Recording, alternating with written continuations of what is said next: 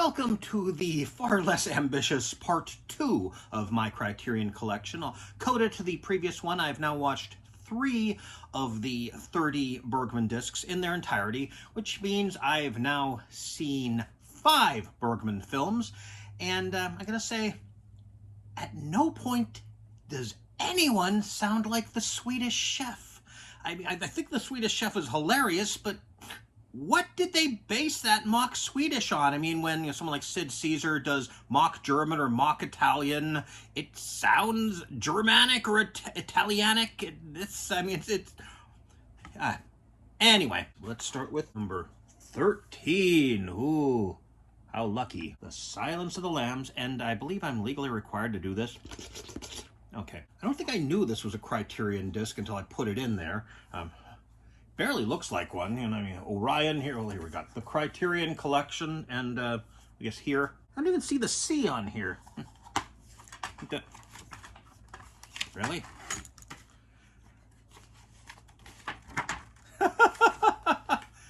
This is literally just 2 pages.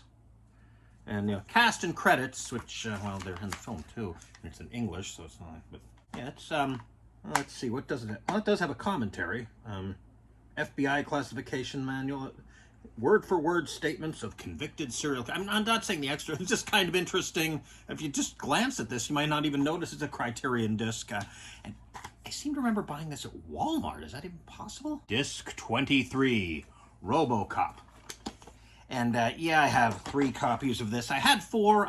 Gave one to my brother-in-law as, I think, a Christmas present, which is why it annoyed me when about a decade later I mentioned the word Criterion and he didn't know what I was talking about. The reason I have more than 1 copy of this is because my friend Jeff told me that these were going out of print, and he was right. And so I bought, I guess I bought 4. Maybe I bought 5 and I gave the other one to somewhere else, or I don't know. But these were, you're going out of print, and they were high in demand at the time because they include the original X-rated director's cut. I should just leave it at that. That would be funnier. It's rated X for violence. In other words, it's NC-17 rated. That a few years later, that's what they would have rated it. That's why they changed it from X to NC-17, because NC-17 at least doesn't immediately imply pornography, or at least it doesn't rhyme with sex.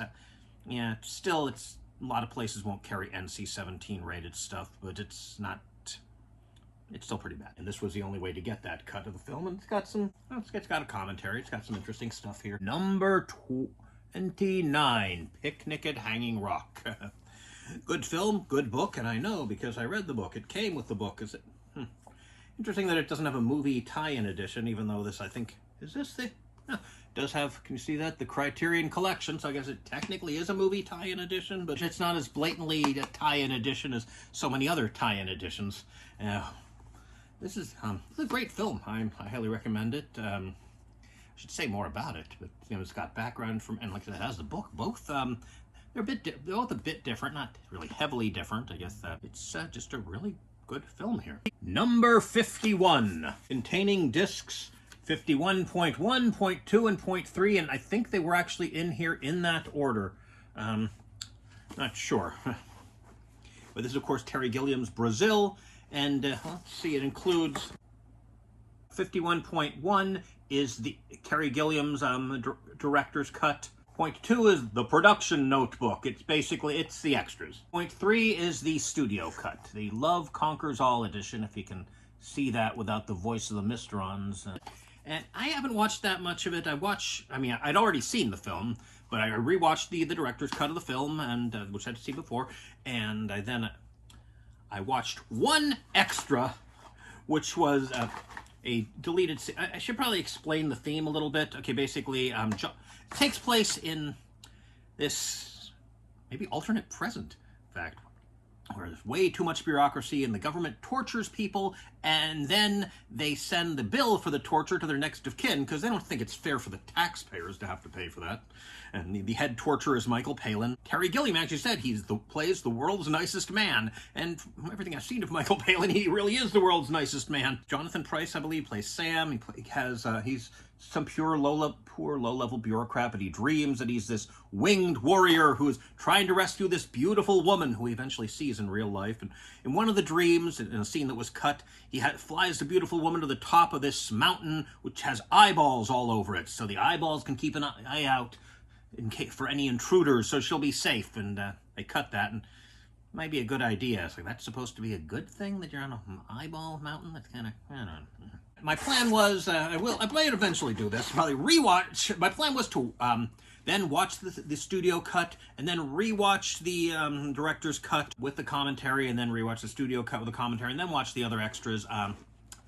I don't know, I might eventually do that. I think I probably should rewatch the movie. It's been longer than I care to think about. Sanjuro and Yojimbo, which are 52 and 53, put in here in the opposite order for some. Can you even see that? Yeah, I got this at Best Buy. Maybe I got the Silence of the Lambs at Best Buy. It definitely seems more likely than Walmart. Back when Best Buy had a decent DVD selection. I mean, I go there, I occasionally find stuff, but or when they come out with a DC Animated Universe movie, I'll get the special Best Buy edition with the figure. I have way too many of those figures. Gotta make a shelf for those, or build a shelf. But anyway, these are, of course, they are Kurosawa, aren't they? Yep, yeah, they are. With Mifune Toshiro as, well, a guy named Sanjuro, getting closer to Yonjuro, though. Basically, this Yojimbo, this bodyguard for hire, who actually manipulates these two warring samurai clans, I think, into fighting each other while, trying to keep the poor civilians from getting harmed. And as you can see, I haven't removed the plastic yet. I have seen these films. Thank you, Allen Street Video. You will be missed. And I've checked. There are commentaries and documentaries, and probably a booklet in here somewhere. Eventually. Well, this seems like a good point to pause, since it's taken a lot longer than I thought. Well, I did say I would babble, I just didn't realize how much I babble. And also the phone is rapidly running out of space. Well, I finished this shelf. Okay, admittedly with a rather major detour. But to say it'll be a pain in the butt to make enough space on the phone so I can edit the video would be figurative but accurate. So, see you later.